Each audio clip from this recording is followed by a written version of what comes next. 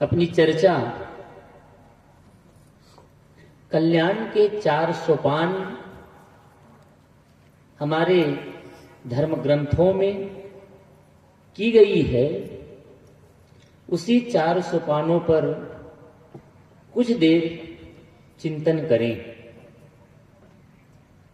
इसलिए क्योंकि हर आदमी कल्याण चाहता है। यहां जितने भी लोग बैठे हैं आप सब कल्याण प्रेमी हैं। कल्याण का तात्पर्य मंगलमय जीवन, शांतिमय जीवन, और उसी को आप धार्मिक दृष्टि से ईश्वर की प्राप्ति, मोक्ष की प्राप्ति, कैवल्य की प्राप्ति ये भी कह सकते हैं। उसी को कल्याण कहते हैं। कल्याण क्यों चाहिए? मोक्ष क्यों चाहिए? मुक्ति क्यों चाहिए? तो इसका सीधा उत्तर है कि हम बंधन में हैं, दुख में हैं, इसलिए बंधन और दुख की निवृत्ति चाहते हैं। इस जगत में कोई प्राणी दुख नहीं चाहते। न मनुष्य दुख चाहता है और न जितने मानवेतर खाने के जीव हैं वो भी दुख चाहते हैं, लेकिन उसके पास विवशता है, आप विवश नहीं हैं। ये अंतर है। जैसे एक जानवर को आप खूंटा से बांध देते हैं, रात भर ठंडी से ठिठुरता है, दर्द उसको भी हो रहा है, पीड़ा उसको भी हो रही है, दुख उसको भी हो रहा है, लेकिन उसको भोगने के लिए वो परतंत्र है। घाव है, घाव में पीड़ा हो रही है और उस पीड़ा को भोगने के लिए वो परतंत्र है। आप और हम मनुष्य हैं, इसीलिए आप और हमको सौभाग्यशाली कहा गया, केवल इसलिए क्योंकि हम अपने दुख को जान भी सकते हैं, समझ भी सकते हैं और दूर भी कर सकते हैं। मनुष्य के अलावा जितने प्राणी हैं वो अपने दुख को, दर्द को न बता सकते हैं न दूर कर सकते हैं। इसलिए आप महान हैं, आप श्रेष्ठ हैं, आप में संभावनाएं हैं। एक पक्षी 1000 साल पहले जैसे घोंसला बनाता था, आज भी वैसे ही घोंसला बनाता है। कुत्ता 1000 साल पहले जैसे भौंकता था वैसे आज भी भौंक रहा है और 1000 साल बाद भी वैसे ही भौंकेगा, क्योंकि उसके अंदर कोई संभावना, मनुष्य और मानवेतर में जो अंतर, इसको समझिए। मनुष्य की दशा 1000 साल पहले जो थी, आज जो है और आने वाले जो समय में रहेगी, क्या उसमें ऐक्य है कि अंतर है? हजारों साल पहले हमारे पूर्वज जंगलों में रहते थे, जंगलों से ऊपर उठ करके झुग्गी झोपड़ियों में रहना प्रारंभ किए, झुग्गी झोपड़ियों से उठ करके पक्का भवन में रहना प्रारंभ किए, आज बड़े बड़े बिल्डिंगों में भी रहना सीख गए हैं। और एक समय आएगा जिसकी हम कल्पना भी नहीं कर सकते। आज से 1000 ही क्या, 100 साल पहले कोई बोलता कि कोई ऐसा साधन है जो यहीं बैठे बैठे दुनिया को देख सकते हैं और दुनिया के किसी कोने से बात कर सकते हैं, तो कहता कि यह आदमी पागल हो गया है। लेकिन मनुष्य के शक्ति ने आज सिद्ध कर दिया। मनुष्य जो है वो जानवर जैसा, मानवेतर प्राणी जैसा बलशाली नहीं है, देख सकता नहीं है, दौड़ सकता नहीं है, पानी में तैर नहीं सकता है, लेकिन उसने अपनी बुद्धि का प्रयोग किया, पानी में वो पानी जहाज बना दिया, पानी मछली से भी ज्यादा तेज दौड़ने लग गया। चील जैसे ये दूर से देख नहीं सकता, लेकिन ऐसा दूरबीन बनाया कि चांद तारे को भी आप देख रहे हैं। किस शक्ति से? शरीर की नहीं, मन की शक्ति से। इसीलिए महापुरुषों ने कहा मननात् मनुष्य, मनन करने के कारण, मन के कारण आप श्रेष्ठ हैं और मनुष्य हैं। आप खच्चर जैसे सामान ढो नहीं सकते, लेकिन आपने बुद्धि लगाई और ट्रेन बना दिए, जहाज बना दिए, और 1 क्विंटल क्या लाखों टन वस्तु को एक बार में आप गमनागमन कर रहे हैं, यात्रा कर रहे हैं। किसकी शक्ति से? इसी मन की शक्ति से। इसलिए बंधुओं, माता बहनों, महापुरुषों ने कहा कि इसी मानव जीवन में ही संभावना है। चाहो तो आप अपने जीवन में स्वर्ग ला सकते हो, और चाहो तो नरक में भी धकेल सकते हो। चाहो तो दुख से निवृत्त हो सकते हो, चाहो तो दुख की खाई में गिर सकते हो। ये संभावनाएं किसमें है? अगर ये संभावनाएं न होती तो जितने संत और गुरुजन हैं आपके बीच में आकर के समय बर्बाद न करते और सत्संग न करते। सत्संग हो रहा है, आप सुन रहे हैं, यह प्रमाण है कि आप में परिवर्तन की संभावना है। आप सब चीज में परिवर्तन करते हैं और करते आ रहे हैं, इसीलिए आपने इतना विकास किया, इतनी तरक्की की। और यही विकास अगर धर्म क्षेत्र में, परमार्थ के क्षेत्र में करेंगे तो यहां भी आपको सफलता निश्चित मिलेगी। धर्म क्षेत्र में सफलता क्यों नहीं मिलती? इसका कारण ही इतना है कि यहां परिवर्तन के लिए आप तैयार नहीं हैं, आप अपने को बदलने के लिए तैयार नहीं हैं। क्यों? क्योंकि आपकी जो मान्यताएं हैं, आपकी जो धारणाएं हैं, जो आपने शास्त्रों से सुन रखा है, महापुरुषों से सुन रखा है, उसी को ज्यों का त्यों मानते हैं, उसको विचारते नहीं और उसमें परिवर्तन लाते नहीं। तो मोक्ष का, कल्याण का 4 सोपान। पहला है विवेक, दूसरा है वैराग्य, तीसरा है सट संपत्ति और चौथा है मोक्षता। ये 4 सोपान है, 4 सीढ़ी है, 4 साधन है।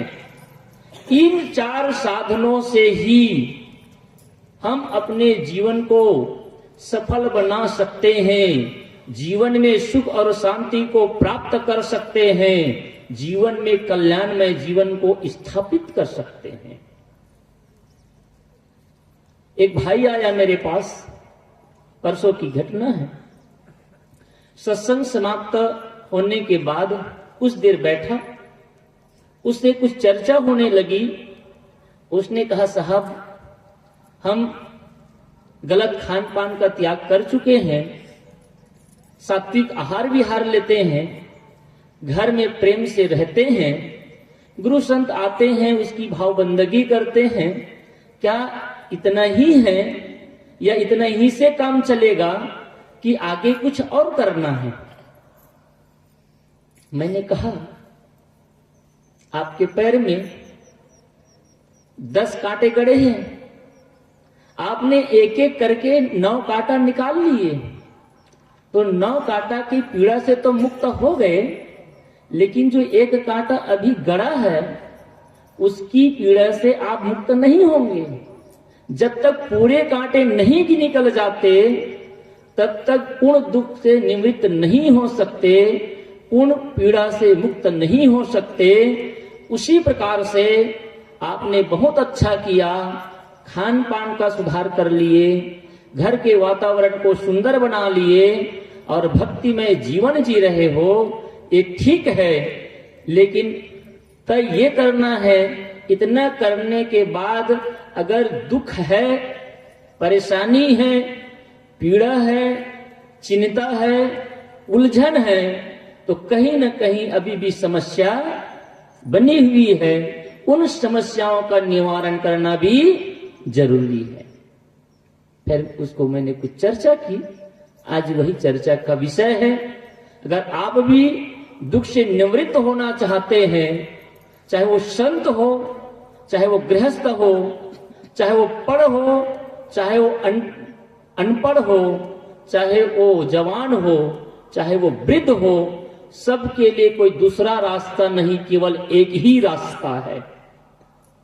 भूख लगी है तो भूख निवारण के लिए केवल भोजन ही एक माध्यम है।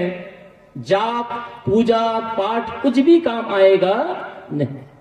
कोई आदमी कितनों भी पूजा करे और ये सोचे कि भगवान मेरी भूख दूर हो जाए, तो संभव नहीं। प्यास लगी है तो प्यास के एक ही समाधान है, वो है जल, पानी। आप कितनों भी आराधना करें, गंगा मैया की आरती पर आरती उतारे, लेकिन जब तक आप पानी नहीं पिएंगे आपकी प्यास नहीं बुझेगी। बुझ जाएगी। जब प्यास नहीं बुझ सकती बिना पानी पिए, भूख नहीं मिट सकती बिना भोजन किए, स्वास्थ्य ठीक नहीं हो सकता बिना औषध और संयम के, तो क्या पूजा पाठ के बल पर आपका दुख दूर हो जाएगा? क्या आपका पाप का नाश हो जाएगा? आप और हम किस भ्रम में पड़े हुए हैं? इसलिए माता बहनों भाइयों, संसार में कोई दूसरा रास्ता नहीं है, केवल एक ही रास्ता है, वो है संयम का पथ। उसी संयम को पथ को हम शास्त्रों के द्वारा बताए गए 4 सोपान पर आज चर्चा करेंगे संक्षिप्त में। पहला है विवेक।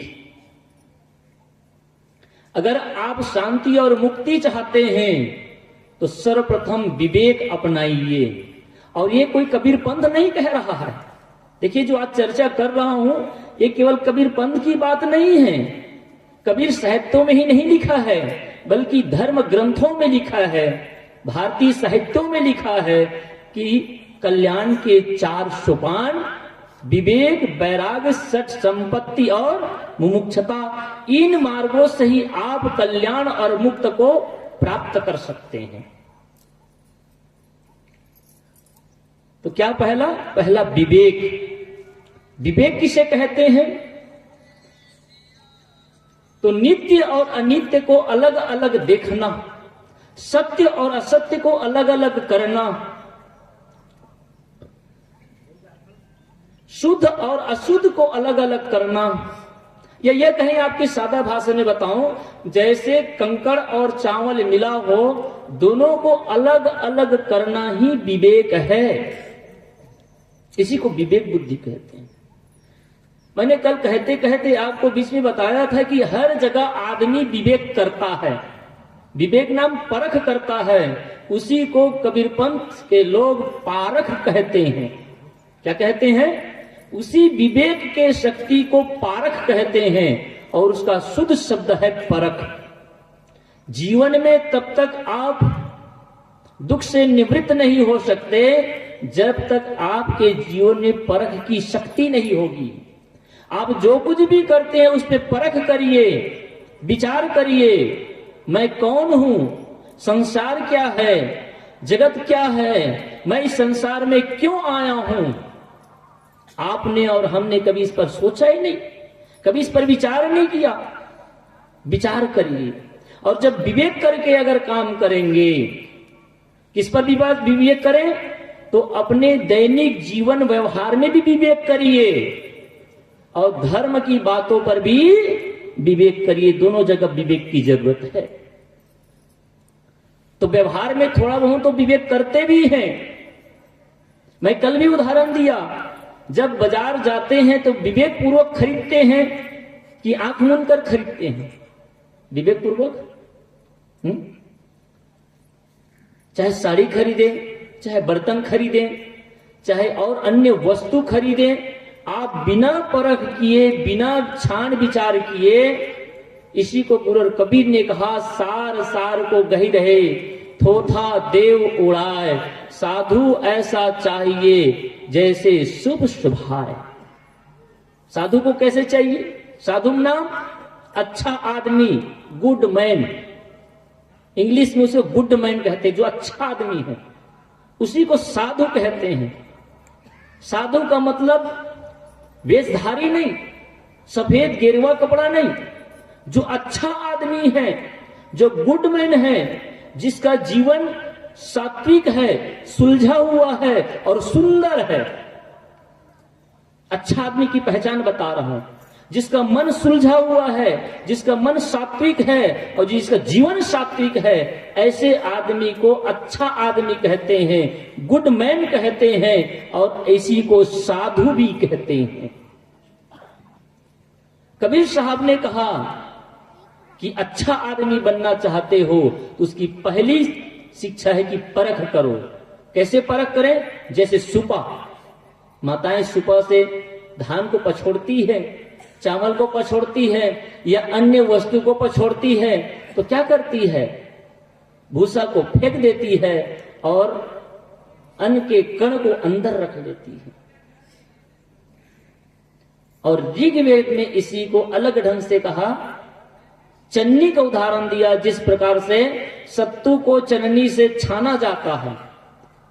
क्योंकि उस जमाने में हो सकता है कि सुप का आविष्कार भी ना हुआ हो या हो भी रहा होगा, तो उस समय जो हमारे ऋषि ने जो मंत्रों को लिया वो ज्यादातर पश्चिमी और उत्तरी कोण के निवासी थे, जहां पर सत्तू का बहुत प्रचलन था। अब सत्तू नाम से यहां लोग कम थोड़ा जानते होंगे, लेकिन आजकल पौष्टिक आहार के रूप में भी सत्तू वितरण होता है, ऐसा मैंने सुना है। सत्तू का मतलब होता है भुना हुआ चना का बेसन या आटा। जो भुना हुआ जो चना है, जौ है, गेहूं है, उस भुने हुए जौ, गेहूं और चना के आटा को सत्तू कहते हैं। आप कभी उत्तर भारत जाएं या फिर बिहार प्रदेश में जाएं तो आपको सत्तू हर दुकान में मिलेगा, हर घर में सत्तू मिलेगा। वहां की परंपरा है, सत्तू को घोल करके, शक्कर डाल करके, नींबू निचोड़ करके पिए, दिन भर के आपकी प्यास भी बुझ जाएगी और भूख भी मिट जाएगी। तो बहुत सात्विक आहार माना जाता है उसको, डायरेक्ट कर लेने वाला। उसी का उदाहरण देते हुए ऋषि कहते हैं सत्तुमितितुना, जिस प्रकार से सत्तू को छाना जाता है, ऐसे ही तुम धर्म शास्त्रों के बातों को भी छानो, विचारो, विचार करके ही ग्रहण करो। अगर विचार करके ग्रहण करेंगे तो आप किसी भ्रम में, किसी पाखंड में, किसी चमत्कार में और किसी प्रकार की मान्यताओं में उलझेंगे नहीं। आज हमारा समाज, जिसको हम पढ़ा लिखा समाज कहते हैं, जिसको शिक्षित समाज कहते हैं, आज का समाज जितना भटका हुआ है और भ्रम में डूबा हुआ है, उतना तो जो जिसको हम आदि मानव कहते हैं वो लोग भी नहीं डूबे थे। आज आदमी शेर बनता है। अपने को जब गर्जना होता है कहता मैं शेर का औलाद हूं। किसी ने बड़ा सुंदर कहा, आदमी को कह दो कि जानवर है तो नाराज हो जाता है, और किसी को कहो कि शेर की बच्चे तो वो खुश हो जाता है। दोनों तो एक ही हुआ ना। शेर और जानवर, जानवर ही शेर होता है, लेकिन आदमी अपना मतलब का अर्थ निकाल लेता है। उसी आदमी को जानवर कहो तो नाराज होगा। वैसे किसी ने और सुंदर भी कहा, एक स्त्री थी, दोनों में लड़ाई हो रही थी, पति और पत्नी में। लड़ते लड़ते उसकी पत्नी कहती, अरे जानवर कहीं का। पति खुश होता है कि हाँ मैं तो जानवर हूं। अरे तू मेरी जान है, मैं तेरा वर हूं, जानवर तो हूं ही ना। तो समझने वाला आदमी तो समझ लेता है। जिसको रिश्ता निभाना है वो आदमी लड़ता नहीं, सुलझता है, सही अर्थ निकालता है। जैसी माताएं दूध को जमा करके, मही को मथ करके मक्खन निकालती हैं, इसी प्रकार से आप अपने जीवन को मथिए और मथ करके यहां से भी घृ तुल्य शांति को भी निकाल लीजिए। अगर एक कला आ जाए, कला की बस दिक्कत है, जीने की कला आ जाए तो आप कहीं से भी सुख निकाल सकते हैं। मैं जब आ रहा था पूर्व सवेरे के समय में, तो हमारे साथी ने कितना सुंदर उदाहरण दिया। आदमी उसी चीज से दुखी भी होता है और उसी से प्रसन्न भी होता है। आदमी की दृष्टि बदल जाती है तो सृष्टि बदल जाती है। नजरें बदले तो नजारे बदल गए, और किश्ती ने रुख बदला तो किनारे बदल गए। जिंदगी वही है, जीने की कला आ जाए तो आदमी का जीवन संवर सकता है। आज आदमी भटका हुआ है। शिक्षित पढ़ा लिखा इंसान बिल्ली के रास्ता काटने मात्र से अपना रास्ता बदल देता है। बिल्ली बड़ी है कि आप बड़े हैं? उत्तर भारत में जाइए तो तेली सबसे अछूत। वैसे छत्तीसगढ़ में तेली साहू कोई पंडित से कम नहीं है यहां, क्योंकि जिसका जहां वर्चस्व होता है ना वहां गरजता ही अपने। अरे मोहल्लों में तो कुत्ता भी शेर होता है जी, सही कि नहीं? तो यहां साहुओं की बस्ती है, तो साहू तो यहां, वैसे साहू शब्द है सज्जनता से, जिसके अंदर सज्जनता हो। आपके समाज जो तेली समाज है उसके अंदर इतनी सज्जनता थी, लोग उस पर भरोसा करते थे, विश्वास करते थे, इसलिए आपको साहू का संज्ञा दिए। संज्ञा है, आपकी जाति तो तेली है, लेकिन आपको साहू की संज्ञा आपके आचरण के कारण मिला है। लेकिन दुर्भाग्य है आज साहू समाज जिस तरह से, और आज साहू समाज के बच्चे जिस तरह से भ्रम का शिकार हो रहे हैं, व्यसन का शिकार हो रहे हैं, गलत खान पान का शिकार हो रहे हैं। आज शर्म आता है। जिसको आप आदिवासी कहते हैं, जिसको आप जंगली कहते हैं, आप जाकर के देखिए। मैं बहुत समय तक वहीं बिताया। उधर के बच्चे अब सुधर रहे हैं, संस्कारी हो रहे हैं, और वो सुंदर जीवन जी रहे हैं।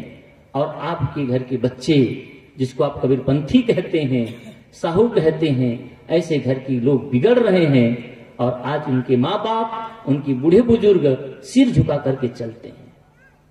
आप सिर ऊंचा करके नहीं कह पाते कि हाँ मेरी औलाद है, मैं कबीरपंथी हूं, मैं साहू हूं। कहने का तात्पर्य है आप विवेक करिए। हम लोग विवेक नहीं करते हैं, तो अपने जीवन व्यवहार में भी विवेक करें। क्या खाने योग्य है, क्या नहीं खाने योग्य है, क्या बोलने योग्य है, क्या नहीं बोलने योग्य है, कहां जाने योग्य है और कहां न जाने योग्य है, इस बात पर भी विचार करिए। और जब धर्म ग्रंथों की बातों को सुनते हैं तो उन धर्म ग्रंथों की बातों पर भी विचार करिए। आप केवल मान लेते हैं। अगर मानना ही तो सोनार की दुकान में मानते हैं क्या? नहीं मानते हैं। क्या बाजार में जाते हैं तो मानते हैं क्या? नहीं मानते हैं। आप कपड़ा खरीदते समय नहीं, कभी नहीं मानते। लेकिन धर्मगुरु लोग व्यास गद्दी में बैठकर जो जो बकते हैं वो आप जो का त्यों मान लेते हैं। सुनिए सुनिए, सबकी निवेरिए अपनी। कबीर साहब ने सुनो सबको।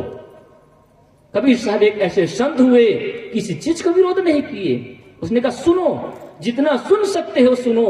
हर मंच में जाओ, हर स्थान में जाओ, हर जगह में जाओ, हर जगह से गुणग्राही बनो, लेकिन वहां से सार को ग्रहण करो, और जो असार है उसको त्यागने की भी क्षमता रखो। आपका बच्चा पढ़ता है और एक धर्मगुरु आकर कहता है, अगर आपका बच्चा 3 साल से भी फेल हो रहा हो तो कुछ नहीं करना है। कुछ सप्ताह वह बच्चा उपवास रखे और बेल के पत्र में शहद लगा करके महादेव में चिपका दें और आपका बेटा पास हो जाएगा। तो ये गरीब ठीक लगता है? कितने लोगों को लगता है? देखिए, मैं किसी चीज का खंडन नहीं करने बैठा यहां पर, लेकिन खुद आप अपने हृदय में पूछिए, क्या आप अपने बेटे को इसलिए छूट दे देंगे पढ़ने से क्योंकि बेटा तू पढ़ाई बंद कर दे, अब केवल भक्ति कर और 3 घंटा बैठ करके जाप करते रह? एक बच्चा था, बड़ा ही होनहार, उसकी मां पूजा कर रही थी, छोटा सा बच्चा था। मैं सवेरे के ही सत्र में बच्चों पर ही चर्चा कर रहा था क्योंकि विस्तार नहीं करना चाहता था उन विषयों को, समय भी कम था। बच्चा बहुत साफ दिल का होता है, सही दिल का होता है, इसलिए बच्चों के सामने कभी झूठ मत बोलिए और बच्चों को कभी गलत जवाब मत दीजिए।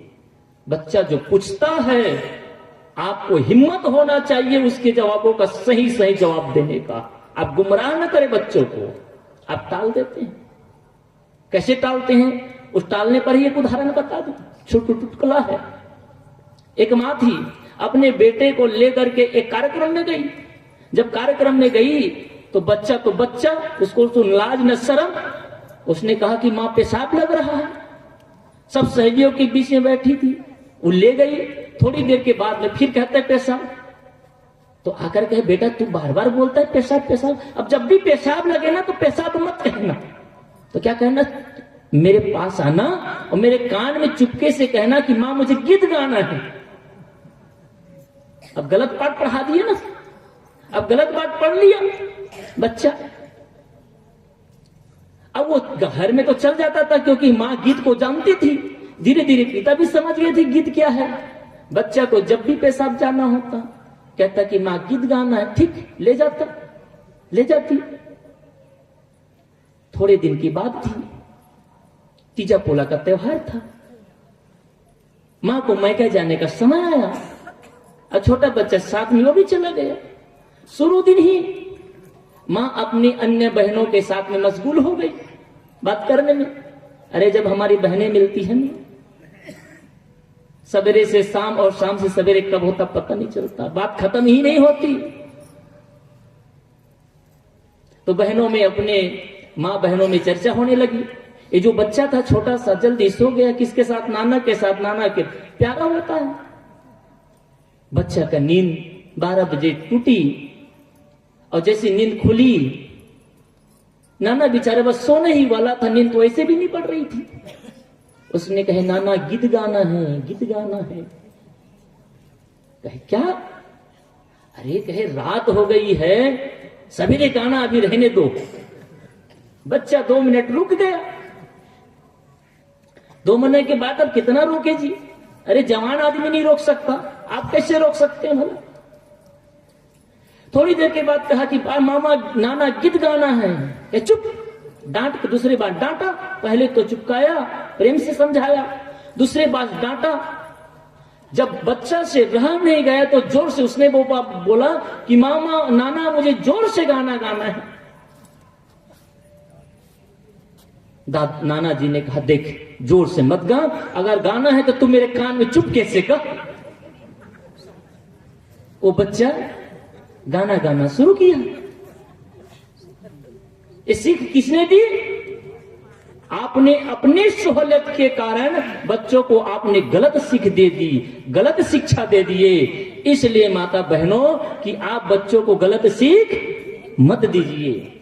बच्चा का मन बहुत ही कोमल होता है, बहुत ही सरल होता है, इसलिए आप बच्चों से कुछ मत छुपाइए। तो मैं कह रहा था वो बच्चों का दृष्टांत क्या कह रहा था जी? गाना गाने से पहले विवेक याद है ना? मैं पूछता इसलिए हूं, मैं बोला इसलिए नहीं। आप लोग सुनते कितना है? सुनते हैं कि बस सुनते जा रहे हैं? तो सुनिए और सुन के गुनिए, विवेक की शक्ति मिली है तो विवेक करिए। तो मैं ये कह रहा था कि एक मां थी, उसका बेटा था, मां पूजा कर रही थी। बेटा कहता है कि मां क्या कर रही हो? तो बेटा मां कहती कि मैं पूजा कर रही हूं। कह मां पूजा करने से क्या होता है? मां कह देती है कि बेटा पूजा करने से सब बिगड़ा काम बन जाता है। कहे अच्छा। बच्चा सब कुछ भूल गया, केवल एक बात पकड़ लिया, बिगड़ा काम बन जाता है। ये हमारा मन है ना, ये न की भाषा कभी नहीं सीखता, याद रखना। यह हमारा मन है, माइंड है। आप किसी वैज्ञानिक से पूछना, ये न की भाषा नहीं समझता। मैं क्रोध नहीं करता तो नहीं छूट जाएगा, क्रोध करता ही रहेगा। विज्ञान कोई बात नहीं, बस विवेक पर ही नहीं बोलूं कि बंद रखूं? आपके पानी माइक के बराबर है। हाँ ठीक है ना। बोलिए सदगुरुदेव की। तो ठीक है, शांत रहिए। और जनरेटर तो नहीं है?